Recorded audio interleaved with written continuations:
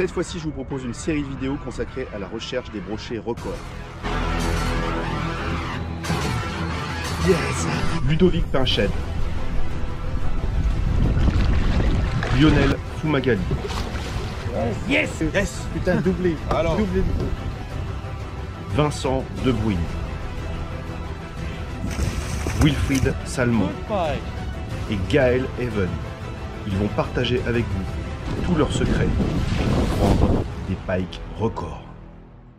Bonjour à tous, on se retrouve enfin pour un nouvel épisode de cette série consacrée à la recherche des gros brochets. Malheureusement, dans cet épisode, on n'aura pas le plaisir d'avoir l'interview de Gaël Even, car il a été très pris ces derniers temps, et donc du coup, malheureusement, j'ai dû reporter son interview. Donc ça viendra. En attendant, je vous avais promis donc de faire une synthèse déjà de tout ce qu'on avait eu comme témoignage sur la recherche des gros brochets avec des grands spécialistes. Et donc du coup, c'est ce qu'on va faire dans cet épisode.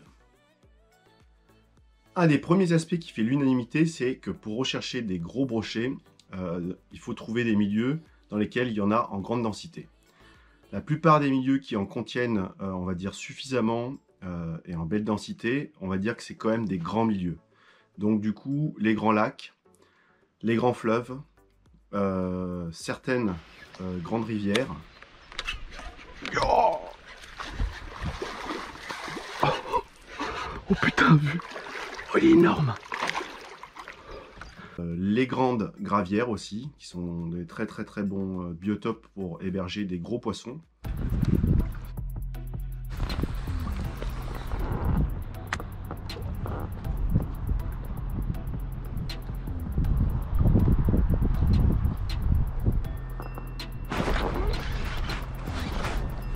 Yes!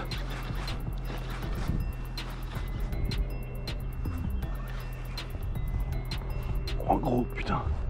Ou en pique. Oh, il est énorme. Oh là, il y a un bloc.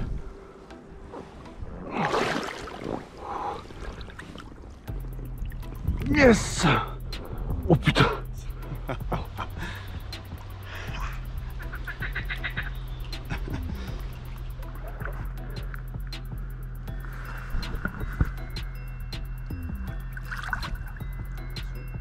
Si vous pêchez régulièrement ce type de plan d'eau, et bien du coup vous aurez plus de chances effectivement de toucher régulièrement des gros poissons. Pour ce faire, je vous conseille moi personnellement de vous focaliser sur un plan d'eau qui a un gros potentiel et de l'investir beaucoup. Donc ça, on l'a retrouvé aussi dans quelques témoignages, c'est bien connaître le milieu dans lequel vous pêchez. Plus vous allez pêcher dans ce milieu, plus vous allez comprendre les horaires, les spots stratégiques, les endroits où vous avez pris des gros poissons. Ça, c'est un autre point qui est assez important à mes yeux et qu'on a retrouvé dans quelques témoignages, c'est que souvent, les postes à gros poissons vont reproduire à un moment ou un autre des gros poissons. Souvent, c'est des spots spécifiques, pas forcément qui se distinguent d'autres postes. Des fois, ils sont complètement lambda. Mais vous touchez un gros poisson à un endroit, il y a de très grandes chances que vous en retouchiez au même endroit à un autre moment de l'année. Et donc du coup, il faut, dans ce cas, découvrir ces spots-là pour les fréquenter régulièrement. C'est le cas dans tous les grands milieux, dans les grands lacs, mais aussi dans les fleuves ou les rivières. J'ai souvent attrapé les gros poissons aux mêmes endroits. Et donc du coup, c'est important de les localiser et de se servir de ces points-là comme des points stratégiques. Justement, on pourrait aller souvent traquer ces gros poissons pour essayer de les tenter.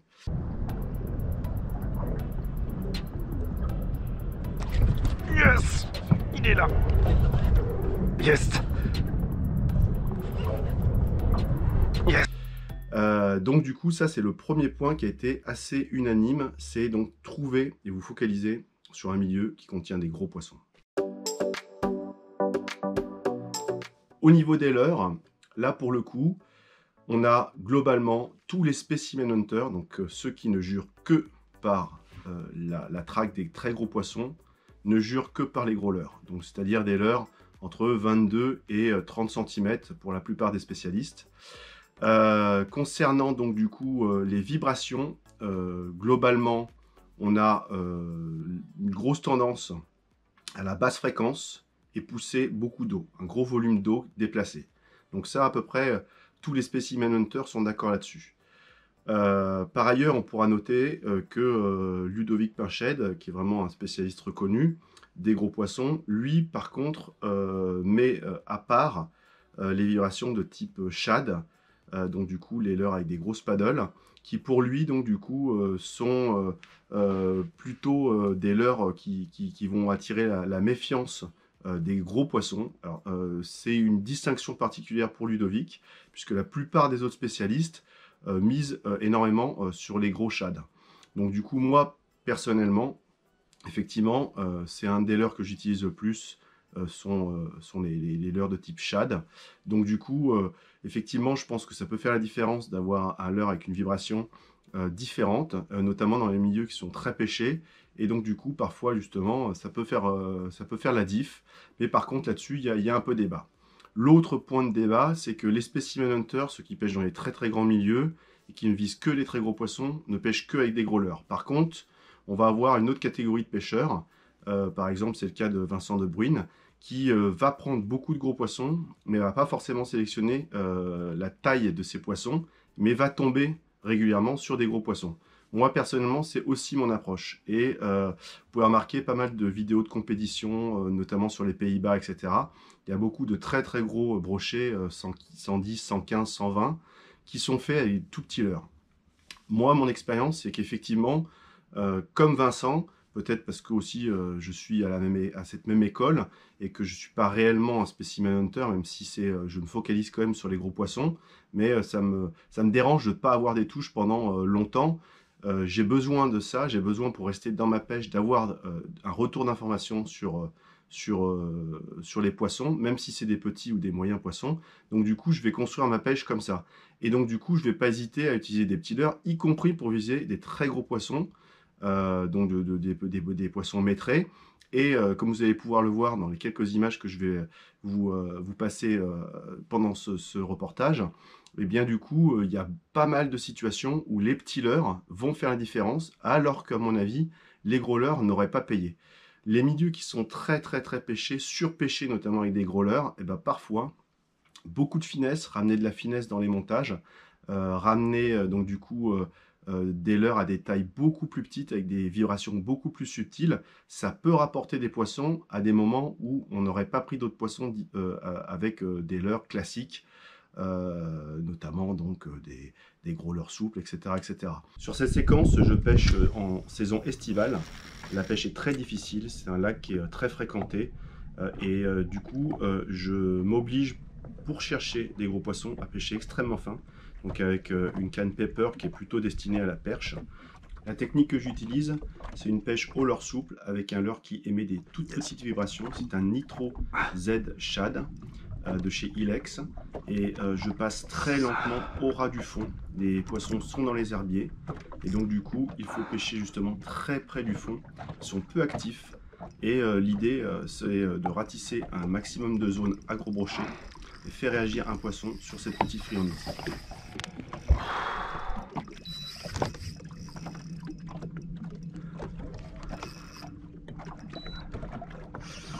Parce que je pêche avec des tout petits leurres, et du coup j'ai une grande tête de ligne en 26 centièmes, et je termine avec un badding en carbone de 45 centièmes, ce qui fait un matériel très très très léger, d'où l'obligation de pêcher avec une canne très légère. Et malgré tout, j'essaye avec cette technique de trouver sur des postes à gros poissons des très gros poissons. Donc les combats sont très difficiles, mais le jeu en vaut la chandelle, car sur ce type de milieu, dans ces conditions-là, donc pêche estivale, pêche difficile, beaucoup de pression de pêche, j'ai remarqué que passer résolument sur des zones à gros pike avec des tout petits leurres permettait justement de faire des très gros poissons.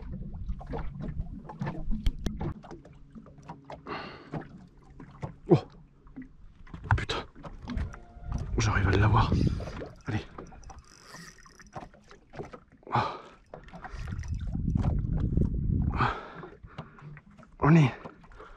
C'est un silure, c'est pas possible.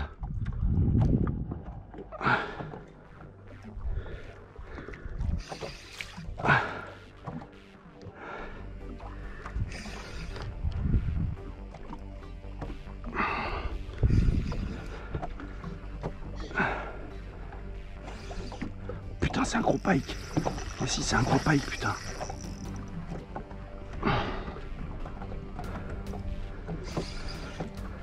C'est un énorme pike.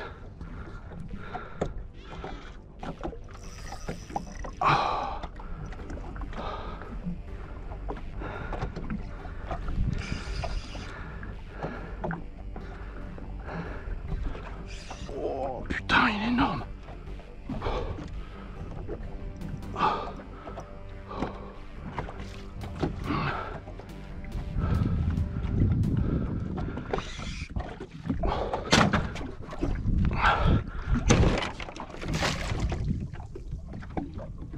Oh, il est là le coco.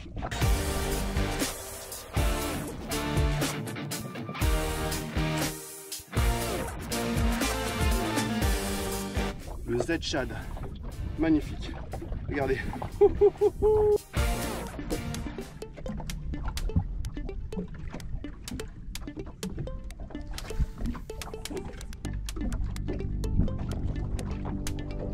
Yes.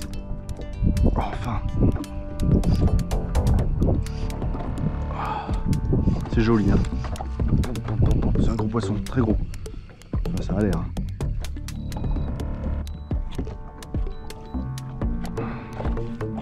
Oh non! On va pas repartir dans les herbiers encore là.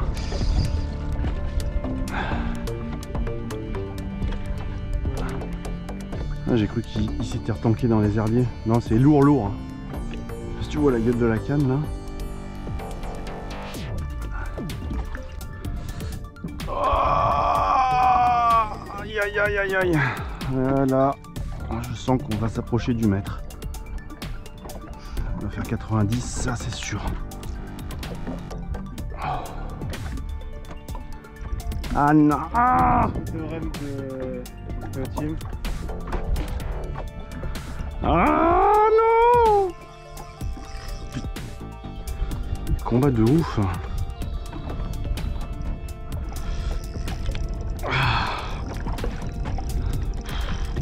Tu croirais les silures quoi. Tellement ça, combat là. Oh là là là là là là. C'est horrible. Stress. Oh là là là là là là. Allez. Allez, viens là. On va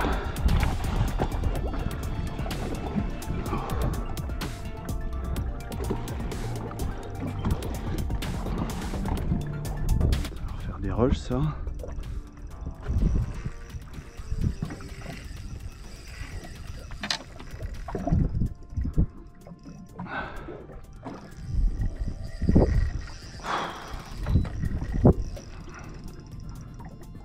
Un gland d'un mètre 80. Non, non. C'est un pike, c'est un gros pike, ça.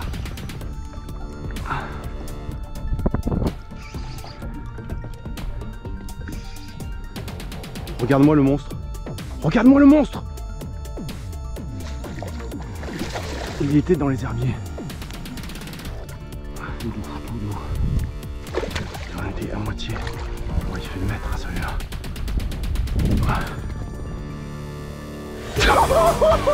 Il est plein la coco. Oh, il est bien petit. Lui, j'ai mis le fluo.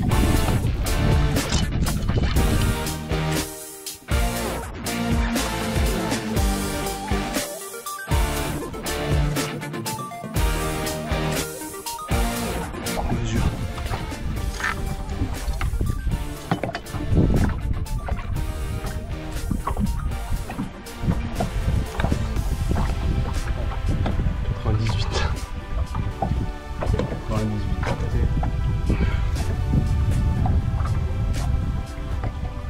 Nickel. Donc du coup, pour moi, personnellement, je mise pas forcément sur les gros leurres, même si effectivement il y a des périodes de l'année où les gros leurres vont sortir du lot clairement. Cependant, je pense qu'il y a aussi le type de milieu, et ça on le voit chez les différents specimen hunters. En fonction du type de milieu, il est évident que pêcher avec des petits leurres dans les milieux qui sont énormes, par exemple comme les lacs alpins, ça peut paraître un petit peu dérisoire, effectivement. Comment attirer l'attention d'un gros brochet avec un tout petit leurre comme ça, à moins de passer juste tout près. Donc, par exemple, pour des pêches pélagiques, en verticale, des choses comme ça, ça peut peut-être avoir un intérêt, quoique, mais cependant, on va dire que tous les spécialistes de ce type de milieu recommandent d'utiliser des très gros leurres. Donc du coup, voilà, vous voyez, il y a un petit peu deux écoles là-dessus, mais on va dire quand même que les specimen hunters, ceux qui visent vraiment les gros poissons, ne jurent que par les gros leurres. Donc voilà, en ce qui concerne les leurres. En ce qui concerne la coloris des leurres et le type de leurre, donc du coup, on voit qu'il y a quand même beaucoup de spécialistes qui misent sur les leurres souples.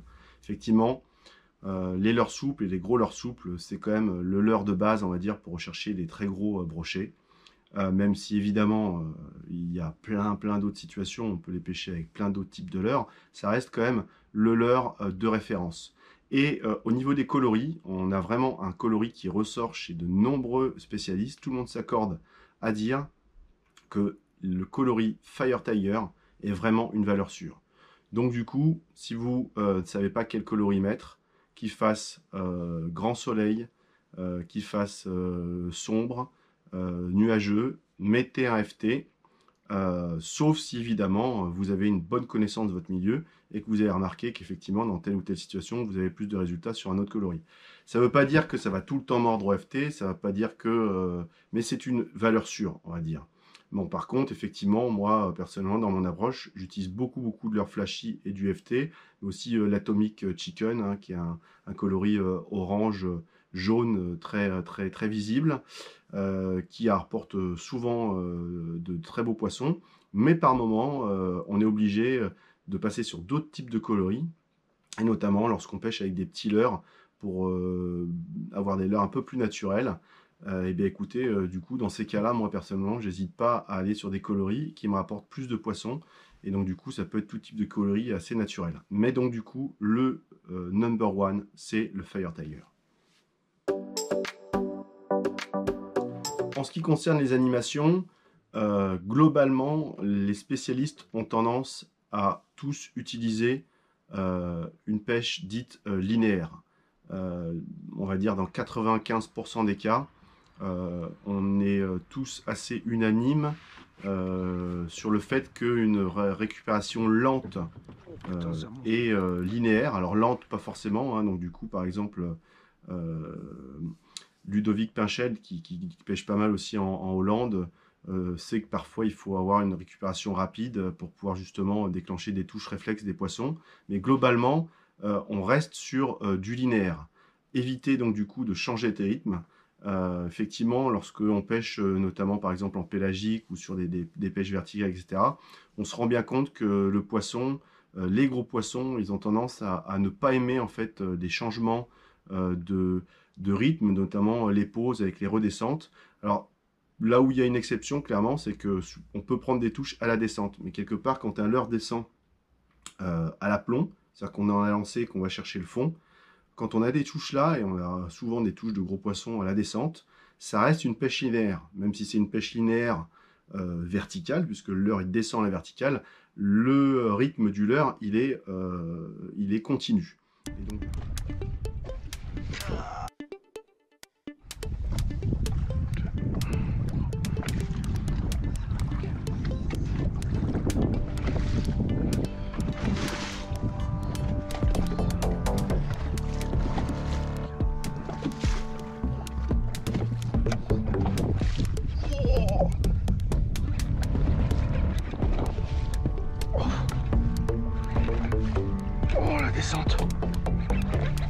Oh, ça a l'air d'être gros ça. Oh oui.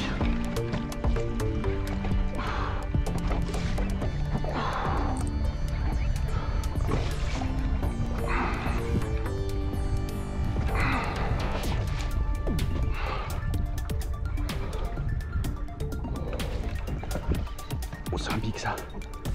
Oh putain, il est énorme.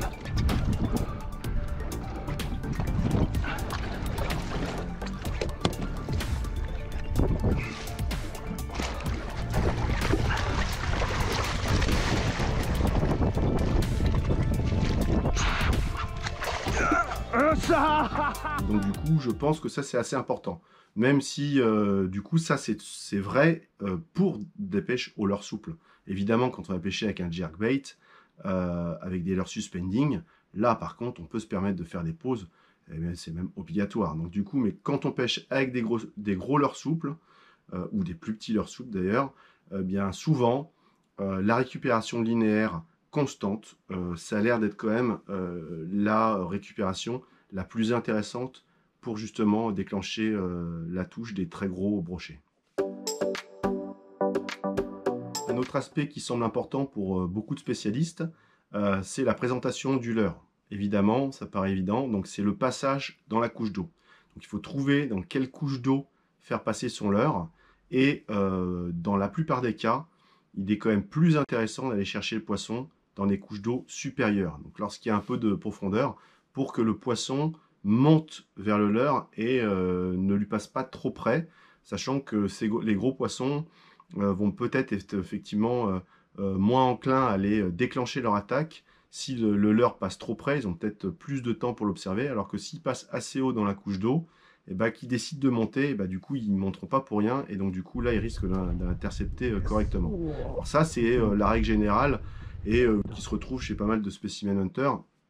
Personnellement, moi j'ai aussi pas mal de situations, notamment quand je pêche avec des petits leurres, où on va aller rechercher des poissons beaucoup plus près du fond, lorsque les poissons ne sont pas forcément actifs. On arrive à trouver des gros poissons justement qui sont posés au fond, et donc du coup le fait de leur passer une petite proie au ras du fond très lentement en linéaire, souvent ça peut déclencher des touches de très gros poissons. Et donc du coup personnellement il y a des moments de l'année, que ce soit l'hiver, que ce soit aussi l'été dans les périodes estivales où les poissons ne sont pas forcément super énervés, et que justement ils sont assez apathiques en profondeur. Les rechercher lentement au ras du fond avec une récupération linéaire vraiment très lente au ras du fond, ça peut rapporter des très gros poissons. Donc du coup voici à peu près les règles pour pouvoir justement bien présenter votre leurre pour optimiser vos chances pour faire un gros brochet. Maintenant, si on aborde le sujet de la météo, pour le coup on a un certain nombre d'avis qui convergent vers le fait de plutôt s'orienter sur des temps gris avec peu de luminosité. On a aussi noté que certains aiment bien pêcher avec pas mal de vent. Effectivement, donc ça c'est quelque chose qui revient assez régulièrement. Et par contre, moi personnellement, mon expérience, c'est que je pense que ça dépend énormément du type de milieu dans lequel on pêche et la manière dont on pêche. Par exemple, quelqu'un qui, comme Ludovic Pinched, va faire des dérives au vent sur des plateaux peu profonds, parce que c'est son approche de la recherche des gros brochets, et bien du coup il va pas avoir effectivement besoin du moteur électrique et de remonter le vent au vent précisément pour sur une cassure ou je ne sais quoi. Donc du coup si on se laisse dériver au vent, et pêcher dans le vent et lancer vers le vent, comme dans le sens du vent, comme aussi Lionel Fumagalli en parlait, et bien du coup ça permettra de lancer plus loin. Du coup on va pas faire de vagues et pas de bruit du coup à cause du clapot, ou vraiment limiter le clapot, et donc du coup toute cette activité là etc a faire tendance quand même à faire bouger les poissons et à les rendre mordeurs. A l'inverse, moi qui pratique plutôt une pêche à remonter le vent, et donc du coup en étant beaucoup plus précis sur des passages de cassure ou sur des spots bien précis, j'ai besoin de précision, et donc du coup les grandes dérives au vent, moi c'est pas trop mon approche, et donc du coup typiquement je vais préférer bien au contraire des moments très calmes où je pourrais mieux positionner mon bateau. Donc ça du coup je pense que ça dépend aussi de l'approche qu'on a des spots. Si on pêche effectivement du bord, si on pêche des très grands milieux, c'est pareil, dès qu'il commence à y avoir trop de vent et qu'on n'a pas une embarcation qui est complètement adaptée, on pêche mal, donc du coup on risque d'avoir du mal à faire des poissons. Donc évidemment je pense que ça dépend aussi de notre capacité à dompter le vent. Si effectivement on est capable de dompter le vent et donc pêcher dans des conditions parfaites, effectivement il semble quand même plus logique de pêcher par temps gris, et donc du coup potentiellement avec des conditions un peu venteuses, voire très venteuses. Il y a pas mal de spécialistes qui effectivement s'accordent à dire que c'est plutôt pas mal pour activer les poissons. Moi personnellement, justement, j'ai un peu de mal avec ces conditions trop agité pour la recherche du brochet, voilà. Et donc du coup, c'est pas ce qui va être pour moi l'élément que je vais rechercher en premier. Mais bon, voici à peu près ce qu'il faut savoir sur les conditions météo. Un autre point qui est pour le coup vraiment fait l'unanimité sur la plupart des specimen hunters, c'est de bien faire attention à la lune. Et notamment un point qui est revenu très régulièrement, et moi j'y ai prêté attention cette année, avec des résultats plutôt bons, c'est-à-dire d'essayer de pêcher 3-4 jours avant la pleine lune ou 3-4 jours après la pleine lune. Donc du coup, ce sont des périodes qu'on appelle la lune gibbeuse, donc montante ou descendante. Et donc effectivement, il semblerait que ce soit des périodes qui soient propices à la recherche des très gros brochets. Donc du coup, je pense qu'il y a effectivement forcément des choses très intéressantes à creuser de ce point de vue-là. Et par contre, faire très attention peut-être à ne pas choisir de pêcher directement les jours de pleine lune, visiblement qu'il a aussi fait à peu près l'unanimité pour dire que la pêche sera sans doute plus compliquée. Par ailleurs, évidemment, hein, ce ne sont pas des règles strictes et vous pouvez très bien faire du poisson et des très gros poissons, y compris lorsque vous avez des conditions de pleine lune. Bon, évidemment, il y a des exceptions. Mais globalement, 3-4 jours avant, 3-4 jours après la pleine lune, ça reste visiblement, selon la plupart des spécialistes, les moments les plus propices pour déclencher des touches des très gros brochets. Pour conclure cet épisode, du coup, il y a aussi quelque chose qui revient, c'est effectivement la persévérance et la régularité. Si vous voulez avoir des résultats, c'est comme dans tous les sports, il faut s'y mettre suffisamment, beaucoup. C'est-à-dire qu'il faut que vous alliez régulièrement au bord de l'eau. Et mieux que ça, je suis persuadé qu'il faut que vous vous focalisiez sur un milieu propice et le découvrir de plus en plus. Enregistrer des informations, tenir justement des carnets ou des informations pour bien comprendre les mécanismes qui font que les poissons sont actifs, où sont les gros poissons, quels sont les moments qui seront meilleurs, tout au long de l'année. Et donc du coup, vous verrez au fil de la saison déjà, vos résultats vont augmenter de plus en plus en taille de poisson et en nombre de poissons. Et plus vous allez continuer, plus vous allez avoir justement monté vos résultats. Avec bien sûr, il y aura des échecs, il y aura des moments où il ne se passera rien, etc. etc. Il faut rester focalisé, il ne faut pas perdre patience et continuer justement à persévérer. Et donc du coup, pour ce faire, il faut quand même choisir un milieu qui soit propice. Encore une fois, si vous choisissez un endroit où il n'y a pas de gros poissons et où carrément la densité de brochets tout court est très faible, vous risquez, notamment si vous êtes débutant, de perdre patience et de dire voilà, ça ne mord pas, ou alors je suis mauvais ou je ne sais quoi. Mais en fait, en réalité, à la base, déjà, choisir un milieu qui est réputé pour contenir une bonne population de brochets et notamment une bonne population de gros brochets. Et à partir de là, vous aurez toutes les cartes en main pour justement découvrir ce milieu et vous en faire votre propre expérience. Et vous verrez que peut-être que vous ne pêcherez pas exactement comme d'autres. Et ça, donc, c'est un point qui a été remonté par Wilfried. Pas forcément toujours systématiquement vouloir copier les autres, mais parfois aussi suivre son instinct pour pouvoir trouver justement le truc qui va vous faire prendre plus de poissons et qui va vous convenir. Et donc du coup, des fois, vous allez construire justement un schéma de pêche et des choses qui vont être très propres au milieu dans lequel vous pêchez et à votre approche. Et donc du coup, des fois, les résultats, ils vont aller en croissant. Et c'est tout ce que je vous souhaite. J'espère la prochaine fois pouvoir faire d'autres vidéos, donc toujours dans ce thème des gros brochets, peut-être avec d'autres vidéos en attendant, et surtout d'avoir encore quelques autres témoignages, notamment celui de Gaël Even, puisque je vous l'avais promis. Donc du coup, j'espère que cette vidéo vous a plu, et je vous dis à la prochaine fois.